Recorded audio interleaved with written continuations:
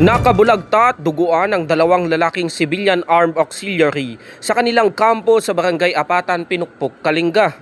Ito'y matapos silang pagbabarilin ng kanilang kabaro alas 7:45 ng gabi noong Martes, February 17. Sa investigasyon ng Pinukpok Municipal Police Station, tinamaan ang 5 lalaki sa iba't ibang bahagi ng kanilang katawan. Dead on the spot ang dalawang lalaki habang dead on arrival naman ang isa pa nilang kasama. Nagpapagaling naman sa pagamutan ang 2 pang lalaki na kasama ng mga nasawi. After duty na, agawid ko man, dinatrat na mitenen, ngimti possible nga makikita dito kit baka mabulbuli. Sumibat ang suspect pagkatapos ng pamamaril. Na-recover sa pinangyarihan ng insidente ang mga basyo ng bala mula sa M16 rifle. Ayon kay Police Captain Manganip, posible umanong napikon ang suspect sa pagbibiro ng mga biktima na tumatanda na siyang binata.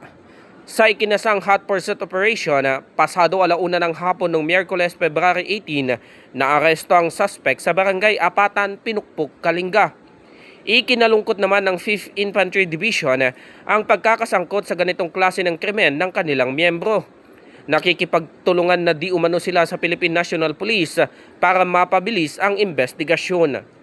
Ang inyo pong 5th Infantry Division ay at katulong po namin ng PNP ay nananatili pong tapat sa aming serbisyo, and at the same time tumutulong po kami na mas mapabilis yung investigasyon, and committed pa rin po yung 5th Infantry Division sa safety, discipline at professionalism ng aming rangko, at gagawin po namin lahat ng aming makakaya upang hindi na po maulit yung ganitong insidente.